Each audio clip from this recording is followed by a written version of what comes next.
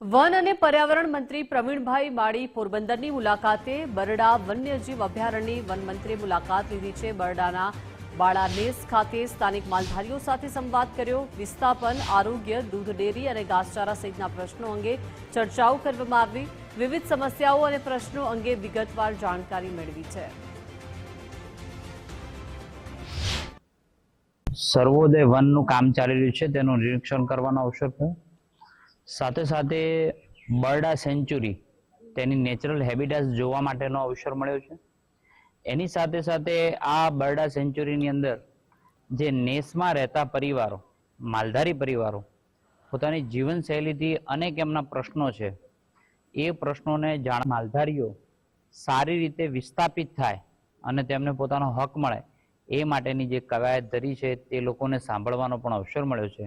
આવનારા સમયની અંદર આ વિસ્તારના લોકો વિસ્થાપિત થાય, સુખદ રીતે પોતાનું જીવન ધોરણ જીવી શકે એ માટેની પણ ચિંતા કરી છે।